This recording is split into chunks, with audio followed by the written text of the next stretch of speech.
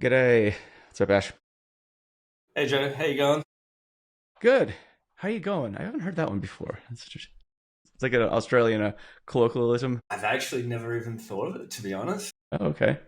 It's Huh. like when I lived in the US, I'd always say the word, that's heaps good. And everyone would look at me funny, but like it's a pretty common word here. Yeah, heaps good. I think if you said that, maybe Java developers would probably be in on that. And we also have a really good habit of ending conversations with the word but we actually have nothing else to say.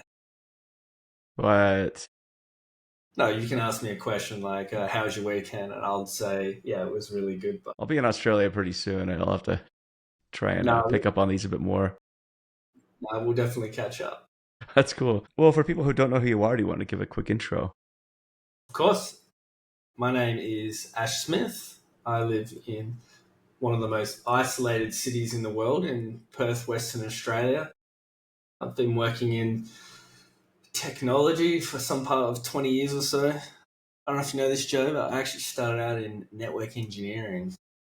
Wasn't a big fan of that and pivoted pretty quick. But no, I've worked in education, prop tech, health. I'm currently working in mining, which is a bit of a change for me for the last 4 years or so. Not as a minor. Not as like a data miner or anything like that. Resource sector, mining stuff out of the ground, lithium, that type of stuff. But no, I'm currently the manager of data platform and a few data teams for in the enterprise. Yeah, it's pretty good. Enjoy That's it. good. Yeah, so I've been to Perth a couple times. It's where we met. It is very isolated for sure. I think it is. Well, you fly from Melbourne or Sydney there, and it's just isolated. And there's nothing in between really. It's just like a scorched landscape. It looks like Mad Max was filmed there because I think it was. No And idea. or would occur there, and then lots of mining for sure. Like the plain's always interesting because it's like half probably business people and then half miners. You can always spot them because they're really dirty. It's the landscape here. So if you're ever in Perth or you come say hi, obviously, but it's BHP, Woodside, Chevron. But it's like any city, right? Like, what's the economy in Utah, Joe? Like, if you choose three places where you typically end up working, what is it? I mean, in Salt Lake City, at least, there's the church, right? So that's a big one.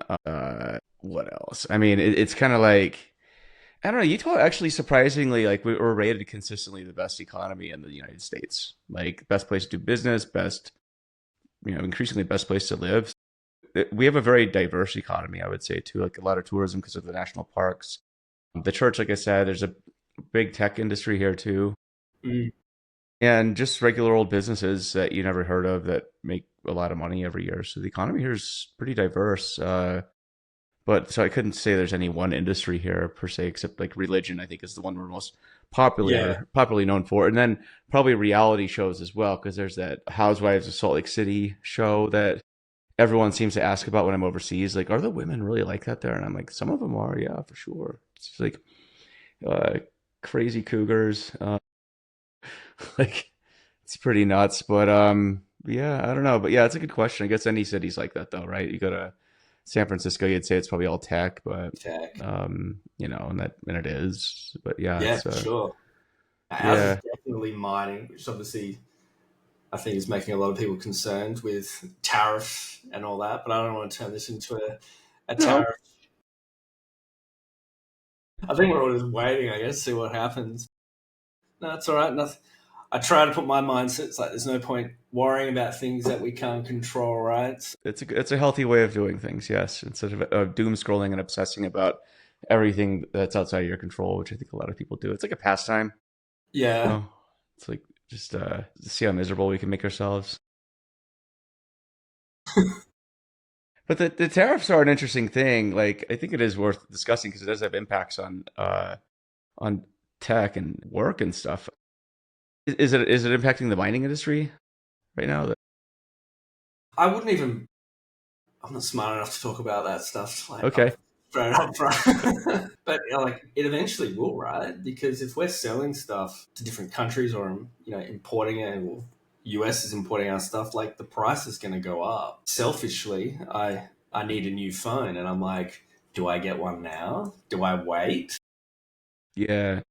I'm thinking I'm just going to get one now because I think I saw yesterday in the elevator Apple like may increase prices of their phones by 30% or so. But yeah, I think it's gonna They're probably just saying affect a that lot so of they can people. like get rid of all their excess stock. It's like got a bunch of 16s laying around. We need to get rid of these things.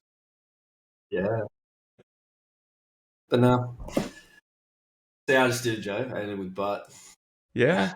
I was thinking about getting a new phone too, but I'm like, I don't know. We'll see. But speaking of products, so you're actually working on a book on data products right now, and you're even thinking a lot about data products. I think this data products probably be more interesting to our Yeah. listeners here than tariffs and iPhone prices, although that's something that obviously impacts everybody. I guess to start off, like, what is a data product? And the reason I bring this up is everybody I talk to seems to have a different idea of what a data product is. And to highlight this, when I was at Data Day Texas on Sunday, there's a session led by Jean-Georges Perrin, great person, great leader and thought leader in data products and data contracts. And we had a bunch of people in the room, all of us, all experts in data, and nobody could come to an agreement on what a data product is. So Ash, I propose this question to you. What is a data product?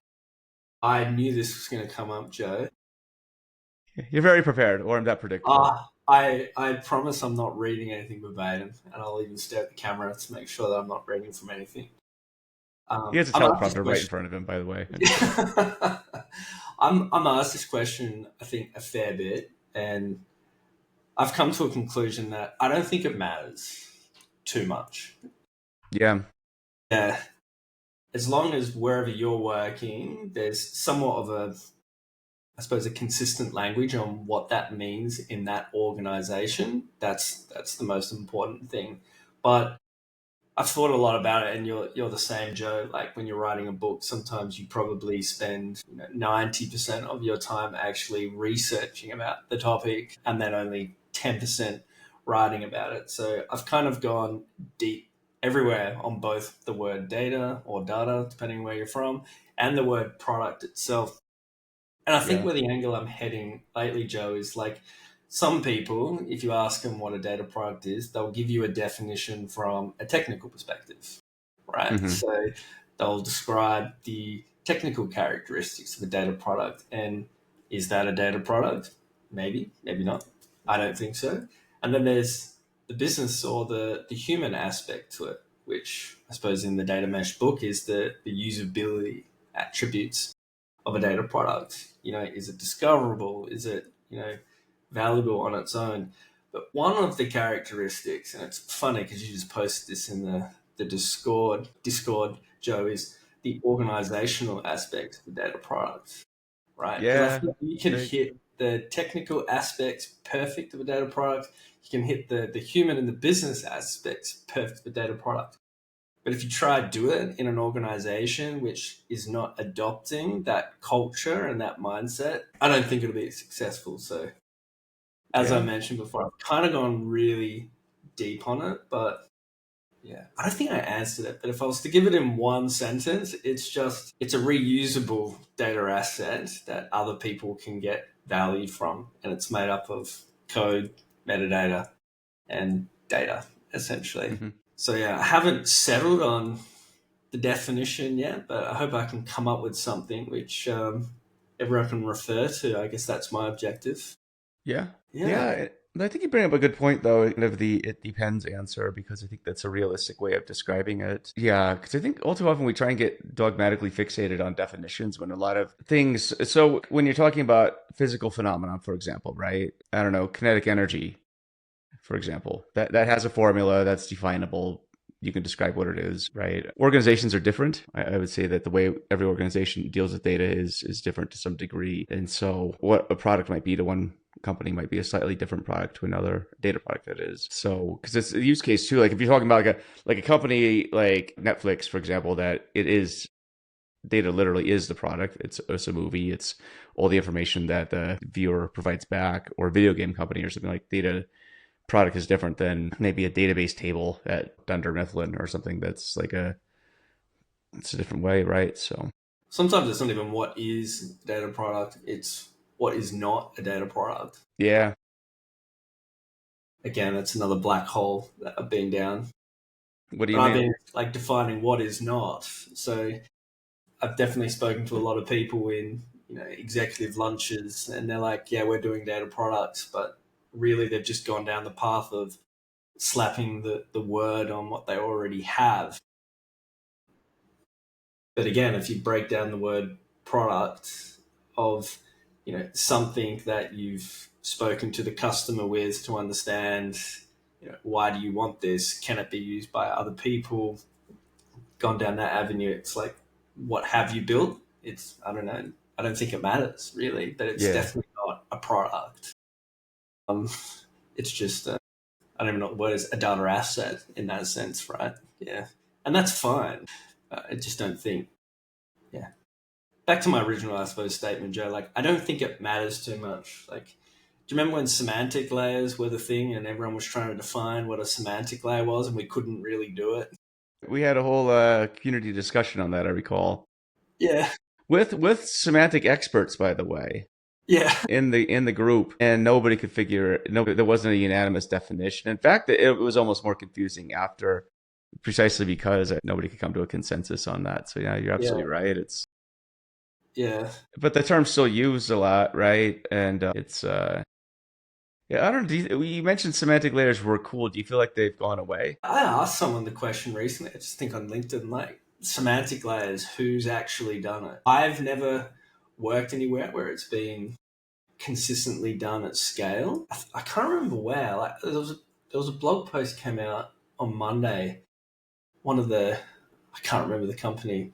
It was pretty much about how they scaled self-service analytics. That was a key component of their success. But I just think it's a challenge to do, both from like a commercial perspective, bringing people together to agree on everything.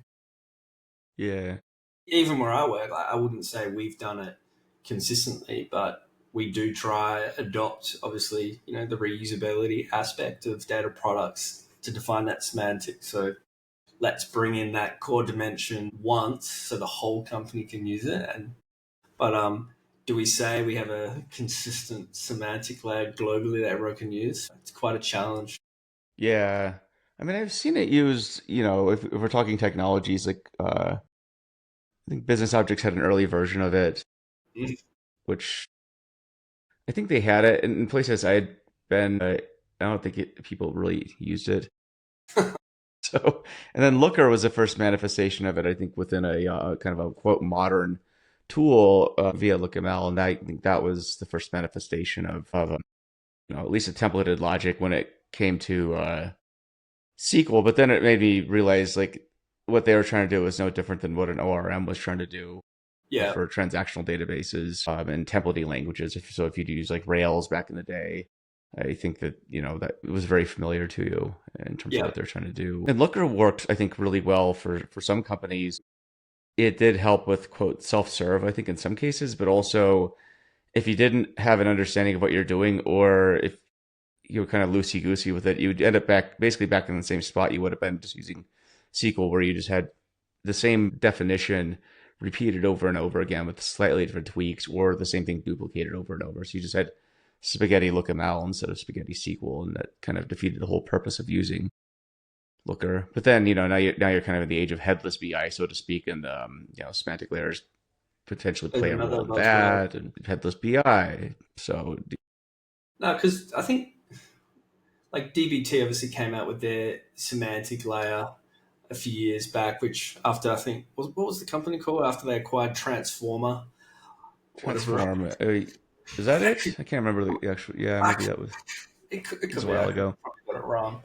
And there was an what's it called acquisition yesterday. It was like, is it Coalesce acquired the data catalog company as well. Yeah, So Castor. Yeah, yeah, that's it. Yeah, so they're still out there. They still exist. I've just unfortunately not spoken to any company that has really, I suppose, rolled it out in scale.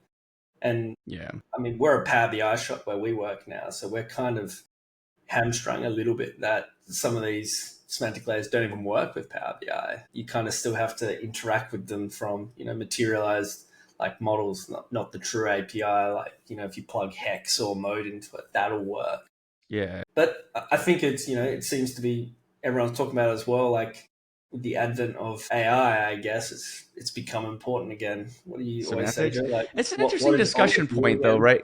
Because it's like the semantics. So you have the semantic layer as it's probably however the hell we didn't define it actually in our discussion. But some manifestation of it is where you have at least the notion of reusing nouns and verbs, right? Measures and dimensions, as it'd be called in LookML.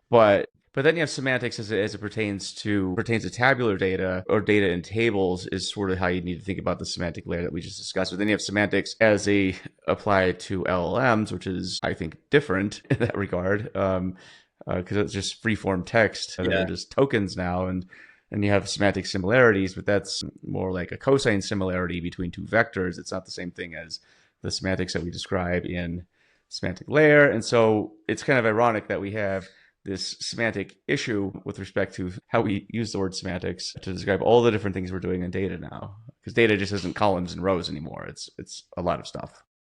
So Just going through I suppose, the interoperability part of data products, right? Like how yeah, can they work with each other?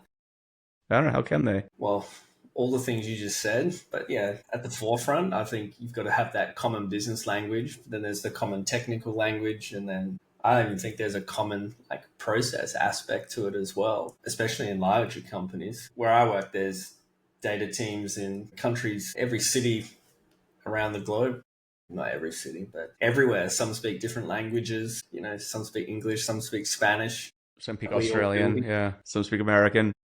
Exactly. At least I know what good coffee is, Joe. True. I'm in the land of Starbucks and Folgers coffee, so that's that. I actually we've just gone completely off topic, but that's cool. I only just got my first Starbucks down the road from my house. Wait, they just opened one?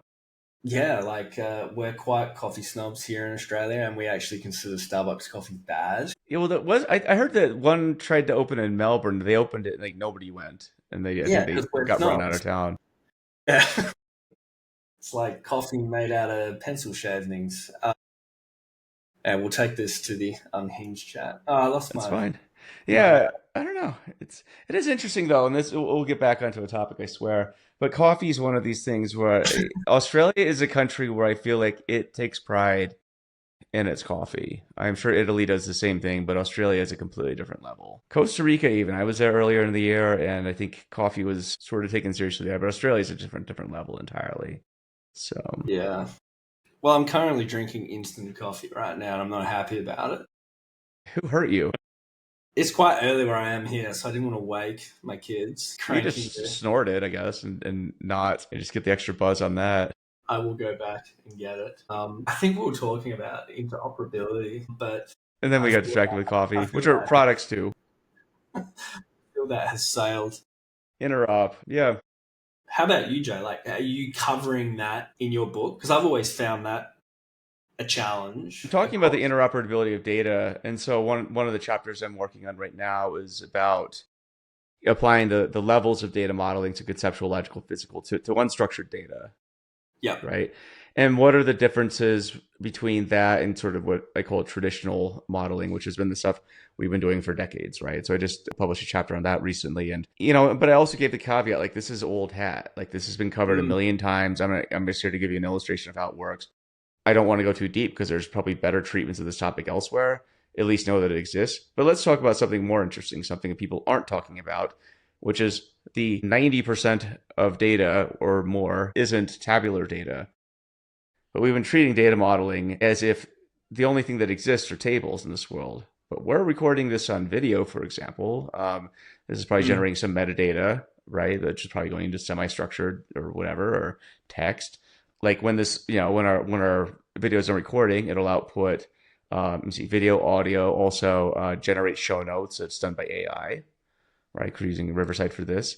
That's an example of data, right? And then we'll have a URL attached to this as well. It's just probably recorded at some event. How do all these things tie together?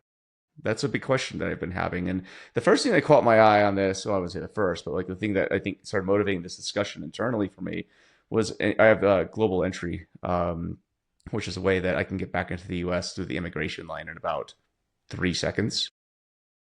So I just got to get a picture taken of me, and then I go through immigration. They're like, "Have a nice day, Joe." And I'm like, "Cool, thanks." And it got me wondering. Okay, so like they could stop me at any time from going through this line. Right? This thing's a privilege to have, not a and you pay good money for it, and you could get it taken away depending on what you do. And so like that got me thinking. Okay, so they in this they got the image, they flagged me, and then they looked up all this information and decided I was good to go through. Right? All in like a millisecond or second, whatever. I was like, how did this happen? Right? Or in China, for example, right? I guess you can get like if you jaywalk, you'll get a notice on your phone before you finish crossing the street that you just got a ticket. Like this is the world we're in right now, right? So when I think of interoperability, it's like all these different data sets coming together very quickly. So this is the interoperability I've been thinking a lot about. It's like, well, what are the identifiers that link all this data together? And so this is what, yeah. So I think of interoperability as kind of what I've been thinking of from a data perspective. I just start solutionizing in my head then on how they actually would do that. It's just the way my brain works. Yeah, because it's like that's kind of crazy, right? But then you work in Perth, and there's a lot of automation there in the mines, right? Well, it's kind of like construction, right? Like mining are a little bit. We're not born in the cloud like a lot of companies in Silicon Valley, for instance. So sometimes getting that data is quite hard. But like we still work with CSV files, right? Sick. A lot. They're everywhere, though. Yeah, you can't get rid of them. So we're kind of, and not because we want to. It's just unfortunately that's how it is. But there's obviously, safety is a big aspect in mines. It's like our number one priority for operation is making sure people are as safe as they can be, which is introducing a lot more video now. Yeah.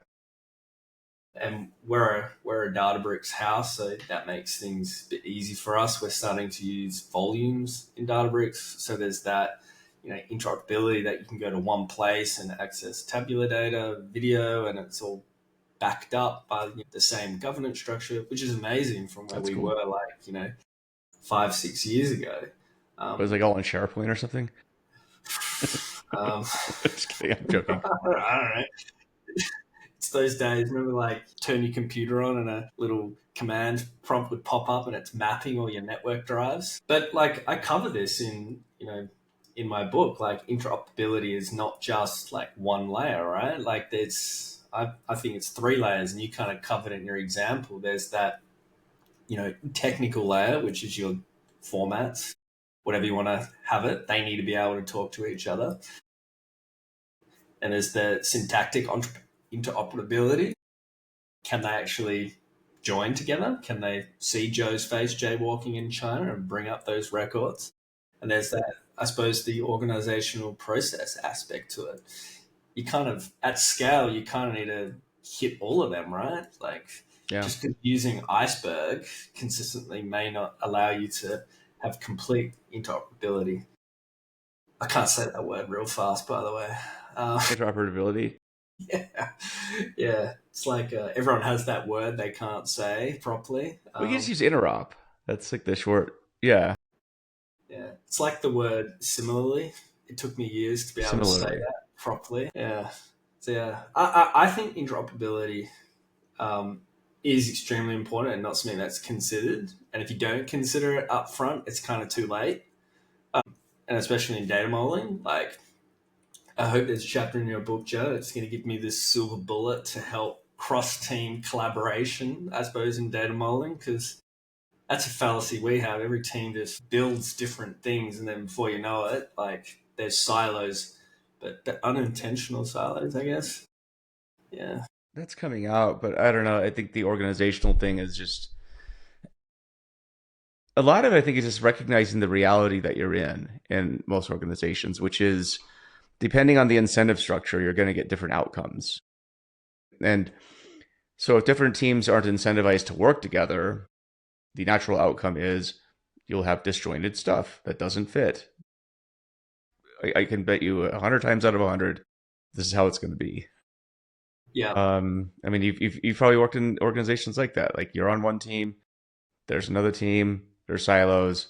You have no incentive to work with each other, no matter Yeah. what anyone says, right? And until you have an incentive to work with them, either because you like them or because you're getting paid money to do that, and your compensation is tied to working with these people, I think that's the inevitable outcome. And so that I don't know if there is a silver bullet for this, except incentive structures need to reflect the outcomes that you want to achieve. But otherwise, it's every team for itself, and not even that, but it's also everybody on the team for themselves too. Often, No, you're 100% right. Like, what's their incentive from, keeping it simple? Like, what is their incentive for creating, a conform dimension that the whole company can use? Or I refer to it as like one and done. They want to build a report, one and done, solves their problem. Let's move on to the next one. There is no direct incentive. We even have consultants come on like, oh, where's your enterprise data architecture team? And I'm like, we don't have one yet. It's kind of decentralized data yeah, modeling with a central team, which is our team, which does the best we can, I guess. that's all you can do.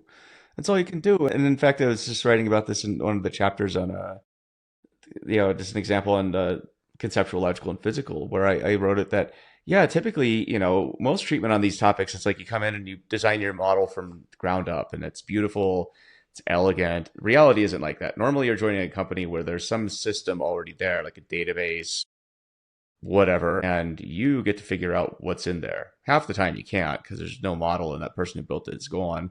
There's no Yeah. architecture team, right? So I give an example of kind of how to deal with that. But it's not the only way you can deal with it. Like I gave an example where you go interview stakeholders and sort of work your way down from conceptual, logical to physical. Obviously, you can also just try and reverse engineer the database, which is what most people would do, and just like say, oh, that seems to make sense. Cool. I guess we'll get going. Because if you don't have time, right, to go interview stakeholders, you're just going to do what you can to get your whatever you're tasked to go do. So that's just how it is. So it's kind of a reaction against like this. I think there's a lot of dogmatism still in the data world that's kind of left over from, you mentioned the word architecture. I think from the architecture heyday, there's certain ways we have to do things, and that's great. Ivory Except, tower type. Yeah.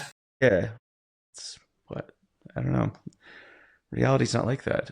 I've been thinking about this a lot lately as well, right? I've tried to avoid AI, not because I don't like AI or anything. It's more of a cognitive load thing. Like, was trying not to take on too much of my brain, but I think it's unavoidable. I think the last year or two. But how can AI, like agents or LMs or anything, help us with this, right? Like, Yeah, I know Cursor and rejecting, what was it, 3 billion from OpenAI recently. that was So they, Windsurf. Windsurf just got bought. Yeah. yeah, but I think they made an offer to Cursor first and they Okay. rejected it. Oh yeah, And that would make sense. Yeah. yeah, and then they went and bought Windsurfer. So there's obviously a place here for AI, and whenever you see the demos online, it's always software engineering, right? But definitely haven't seen it, take over at least in our world. Like, where is data going to play a role in this? Well, it's interesting. Like we just did a lunch and learn with the people from Now NAO. It was Christoph Lafari and his business partner Claire. They did a lunch and learn showing off the new data centric AI IDE, and I thought that was pretty cool. Oh, awesome. Yeah, yeah, it's worth checking out. You're starting to see more stuff like that, though. I think these kind of data centric, kind of data focused AI, even like Ellie AI, right? Like they're, they've been sponsoring my newsletter for a bit, but not without good reason because they're doing some cool stuff with AI and conceptual modeling and so forth. And I think that's pretty cool to see. How can you bring that though in the IDE? I guess is where I'm like, where my head's at, right? Like, so when I'm writing my code, Joe, and I'm like, and I write some SQL that's not right, and there's like an MCP to Ellie, and it's like, you know what, this is not good. Do it this way. Gives you feedback and can start writing better code and be augmented. I guess I'm kind of dreaming, but like that's where I think I don't see the days where we're going to have enterprise data architecture teams ever again that are just going to govern, you know, physical data models. So There's a big disconnect that I'm seeing right now, and I think you're hitting on something very interesting, which is like when you go into sort of the traditional data world, it's almost there's this blind reluctance or this I think unwillingness to accept that AI could be a counterpart and could help accelerate a lot of the grunt work. The Mm, challenge that a lot of this stuff has had in the past is that this stuff being architecture or data modeling is that it's perceived as being too slow, too cumbersome, a waste of resources. Why don't we just get it built, right? And it can count, and the thing is that the argument's not wrong either. Like yeah. people crap on Salesforce, for example, because the data model is wrong. And I'm like, yeah, they also have a giant market cap and are like the absolute kings of CRMs. So Yeah. bad data model or not, legacy or not, technical debt or not, they're still successful in spite of all that. Yeah. It's like, so, it's definitely a tension, for example. I think that data products and data modeling, all this stuff, I think could be accelerated for sure with AI and agentic systems. And I think that's the direction it's all going. Does it mean that humans don't have a role in this?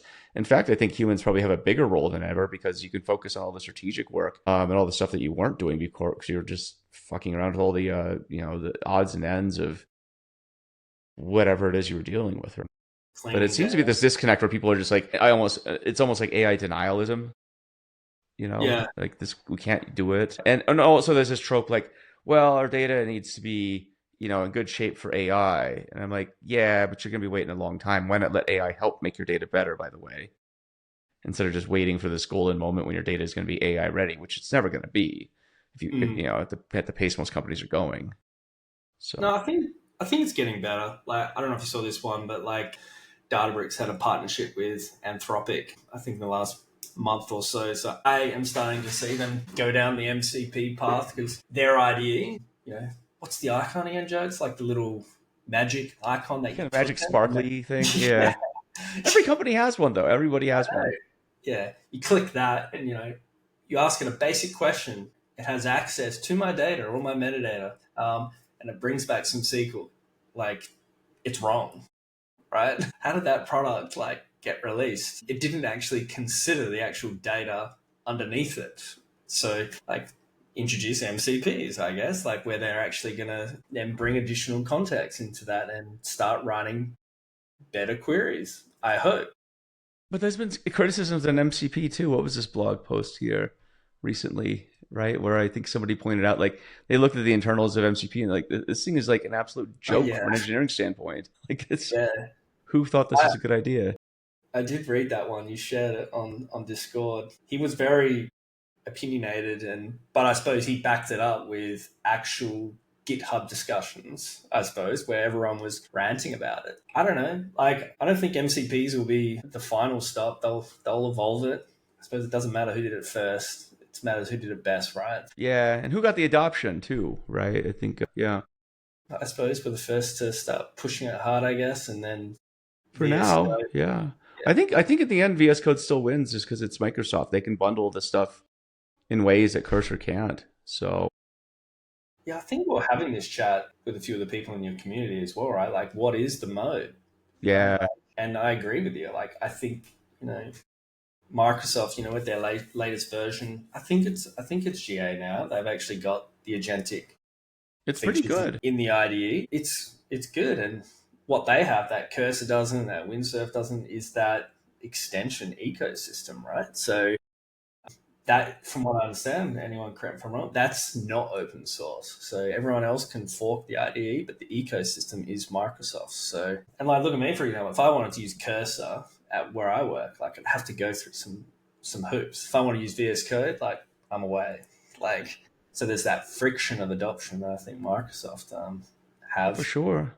And Yeah. the moat for VS Code IDE, like something like Now, for example, like the data one is telling you, like they have some ability to introspect your databases and so forth that others Mm, don't. And I think that's going to be a good differentiator. But for software related IDEs, you're going to have that level of introspection. But the thing is, everybody else can create the same thing.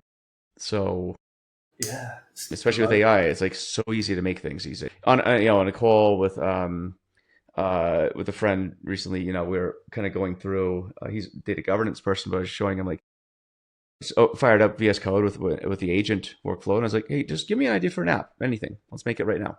Let's make the back end.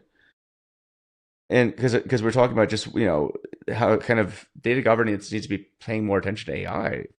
because it's going to be easy for anybody to spin up apps and data Yep. sets.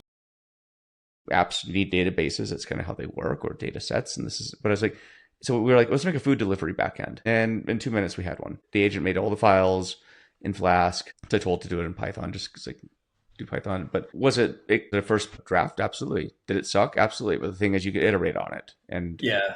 yeah, so I'm pretty proud of Australia for not using the word vibe coding through this conversation. I'm not a fan. why don't you like vibe coding? I don't know. It's just the word vibe. Maybe I'm too old to use that word, but I guess it's sticking. O'Reilly are already coming out with some books on vibe coding, which I'm sure are going to be great. Which is funny because like Andre Karpathy put that out like February 25th, I think. The tweet. That's Of how. this That's year, how. Yeah, of this year. it's exploded. How do you think? I'm fine to use the word vibe coding, by the way. How do you think vibe coding is going to change like data engineering? Because I think building like a CRUD app like that you've just said, right? Like you can, evolve and get to where you want. But if you're being asked a pretty prescriptive business question on a complicated, back end, I don't think you could like vibe code your way through answering a business question on a messy data set and have confidence to give it to the business, at least where I work or have worked. This is the talk I'm actually working on right now, where I feel like it's. I think we're going to reach this new era of what I call AI slopware. So, I mean, because anyone, right? Because the whole notion is now like vibe coding is going to introduce the idea that kind of like how you had citizen data scientists back in the day, Yeah. citizen analysts, and so forth. Now you have citizen engineers, whether it's data engineers, software engineers, whatever, AI engineers, and you can make apps, right? But it's sort of like, so when you've written software, written data pipelines or whatever systems, right? It's usually from the ground up. Like you're starting, you write your first letters, maybe it's DEF or class or whatever, and then you go from there. Um, and you build from there. But the thing is, when you build, you sort of knew the nuances of the things you built before, and you're able to tack on things as needed. So it's a very iterative process. This is almost a reverse, actually, where it's like it's iterative in the sense where you're prompting iteratively, but you get a monolithic thing that now you have to sort of decipher because you have no idea what it is. When you get it, when an agent makes a code base for you, you have to go through and look. Unless you don't want to do that, that's the vibe part. Like, feel free not to. Feel free to just change it. So it changes a lot of things. I think like you're dealing with a more probabilistic architecture. You're dealing with ephemeral architecture in the sense where it's disposable, right? At the whim of a prompt, I can change the entire code base, everything actually, and I can keep changing it. So the notions, it just sort of. In fact, this is a talk I'm working on right now. I'm going to be giving in London very soon. We're recording this on May 13th, but it's this notion that what's the sense of craftsmanship? Like, what is the sense of expertise and depth of skills in an era where you can seemingly create whatever you want? This is something I've been thinking a lot about. Like, what is the notion of an engineer? But I don't think it's a zero sum game, right? I think a competent engineer who can use these tools in a constructive and competent way is going to be extremely effective at their work. Yeah, Those totally who are don't know anything, I think that's where the danger is that you can make apps. That's absolutely fine. Are the apps any good? If it's for an MVP, great. But you know the realities of MVPs and they go to prototypes. production. This is always how it is. So this is a dilemma we're in right now. But all of a Yeah. sudden, vibes are everywhere, and yeah. What do you think? I'm again back to my comment of like I wasn't avoiding AI. I think it's the way we're going to go. Like if we change industries and we go to like doctors, for instance, what they're saying is we like AI. It allows us to spend more time with our patients, right? That's awesome. I actually had that recently. I went to the doctors and they're like, "Do you mind if we record this call with AI?" And I'm like, "Sure, I don't care." And then the patient, instead of them typing away in the background, they were like just staring at me and paying attention, right? And I thought that was great. I hope we go down a similar path with data engineering and that role of expanding and going closer to the business. And I'm calling it the product minded data engineer, but it's I that like that. engineer Yeah. that has more time to understand how the data is being used, having that empathy, what problem you're trying to solve, and all that grunt work it goes away essentially. But I think it's going to take time to get there. But I'm focusing on the guardrails, like how can we allow that vibing to occur within the bounds of the guardrails. And that's what I think excites me a little bit with MCPs, because it can give you those guardrails. Yeah. But no, there's no avoiding it. It's just how is it going to look in 1 year, 2 years? Like, I it's don't think here. anybody I think. knows, right? Because No, no the thing way. is, that's the giant void we're all staring into. Yeah, it's an exciting time to be in the field, though, right? Like, I feel rejuvenated. I don't know about you. Like, what? I Yeah. don't know. How do you view the future? Like, what is the Ash Smith way of looking at this big unknown? You said something recently, right? And I don't have an answer for it. It's like, think of like the perfect like outcome or situation, right? You have to correct me on this, Joe. So I started to like describe the perfect native AI or data business, right? Work back from that, right? And how far are we to getting there? And I'm starting to piece some thoughts, right? Like, what is a perfect data or AI native company, right? Like, I think data teams are going to be invited to the adult table more. I still think we're on the kiddie table in a lot of organizations. So I think we will be seen as more strategic movers in the future. I know that is the case, like in the Airbnbs and all that, but I think in a lot of older enterprises, we're still sitting at the kiddie table. So I think this is going to allow No, us to you're get. sitting at the kiddie table that happens to be in like the very basement of the building too, with like one light bulb dangling off a cable. Like that's where a Yeah, lot of data teams are.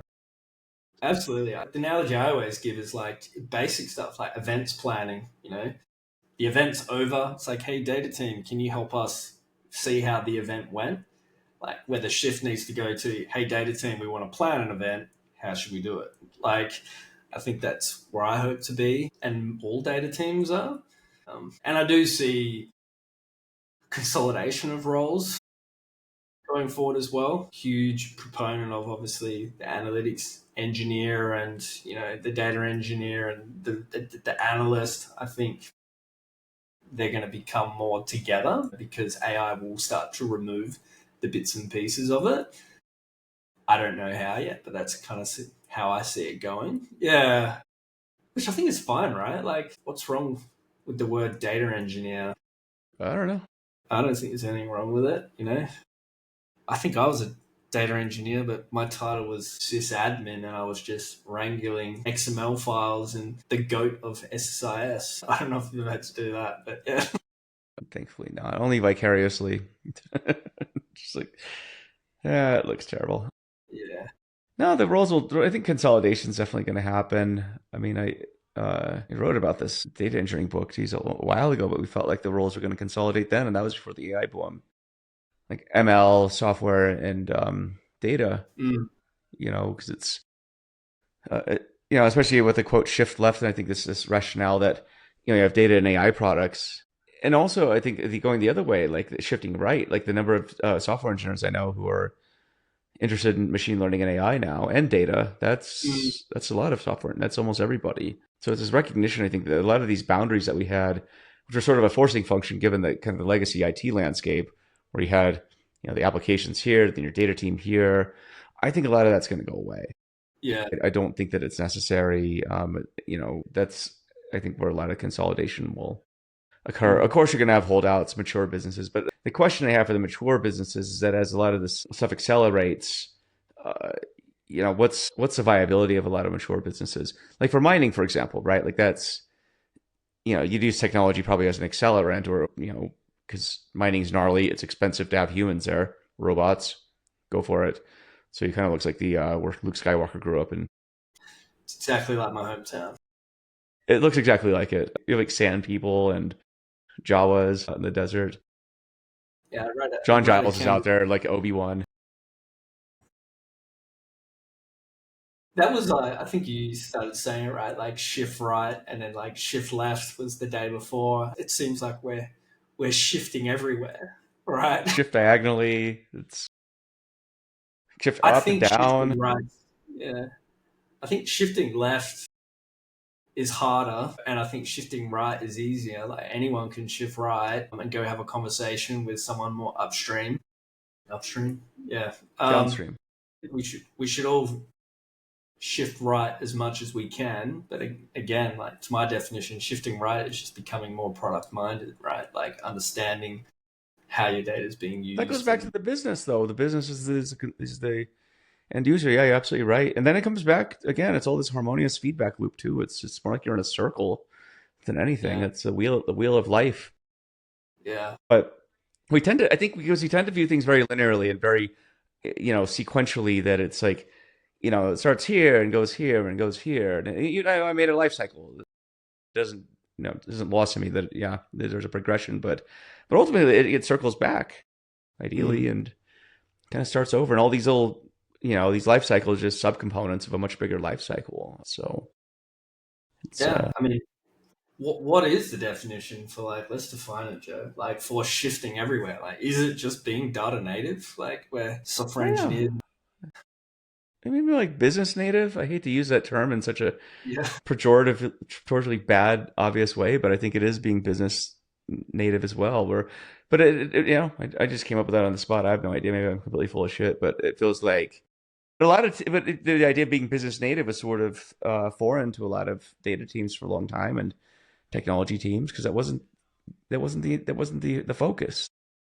If you wanted to be business focused, that's your product manager's job. We're yeah. just here to implement the spec. That's it. No, absolutely. And I think we missed that runway, like back in the Hadoop days, where it's like data engineers, here's all your money, fill the lake.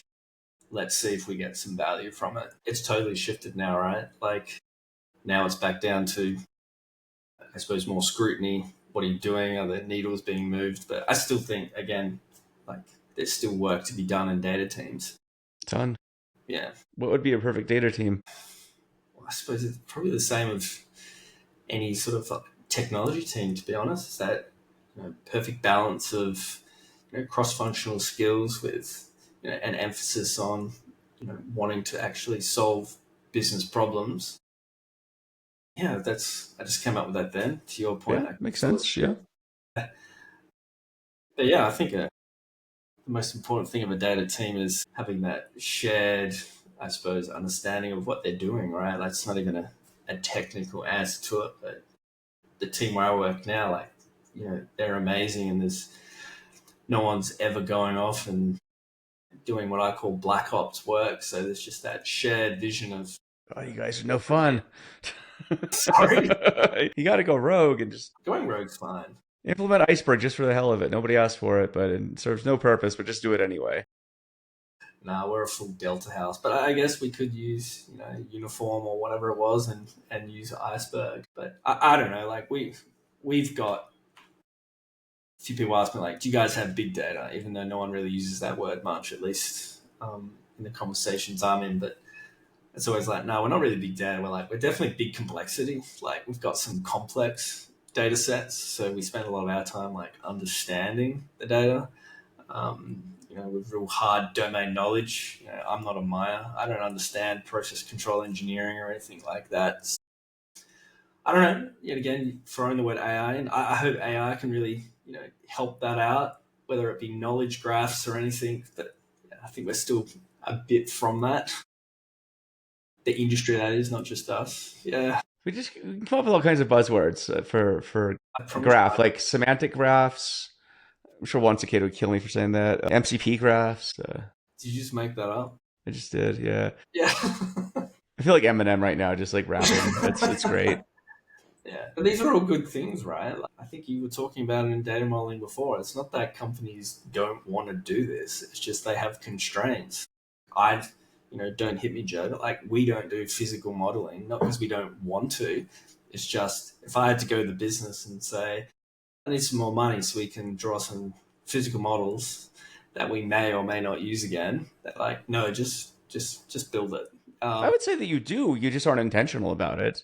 yeah, And you implemented a model. It's there, but it's just like you didn't go through the ceremony of, seancing this thing into existence. Yeah, no, pretty much. I'm interested, like you're saying before, like it's exciting times. Like Yeah. I'm excited what's coming. My role is obviously not meant to be like coding anymore, but like I'm still playing. Like, have you played with Versal? If I'm pronouncing that correctly, Versal. No, that was like Zero or something like that that I was trying out for a bit. Yeah, and it looks cool, but yeah. I mean, I like built a CRUD app just playing around like on an aeroplane, and it deployed like a serverless Postgres database, and then I'm like, it just worked. Would I deploy that to prod? No. Would I give that, to a team and say like, here's what I'm thinking? Could you like That's just make it. this? Yeah, I think Because that's instead of diagramming stuff now, you can just make it and just show people. It's kind of like, here's even a toy data model, right? Like it's like, here's what I'm thinking from a database perspective. Just write it and let's just see how it works. Mm, Right? Just put it in DuckDB just to test it out. Like that's how I would do it these days. Use AI because at the end of the day, it's like you could have all the cute diagrams you want, but it's like, does this thing work or not? Does this meet? Do you understand what's in here? That's the business part, right? Does this make sense? Does yeah. this accomplish what you need? Like that's, I think you're absolutely right. Like spinning up the app or whatever, the dashboard, you can prototype like crazy now. The cool thing is like these are real MVPs, which, if you go back to lean startup, this is exactly what Eric Ries was talking about. Just like get things in the hands of users and customers and like let them try it. Just don't torture them to death with this is my problem with how all this stuff is done in the past. It's like, let's get you in big interview rooms and like have you, and just beat the shit out of you with a whiteboard and lots of questions and all this stuff. That's great, except for the people who are in there, they probably don't want to be in there. Mm, They have other things to do, like their jobs.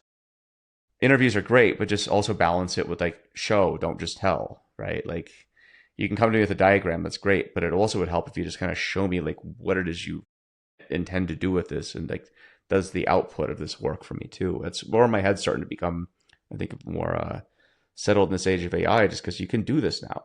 You as you point out, you wrote this whole app on a plane, right? Yeah. easy, No, right?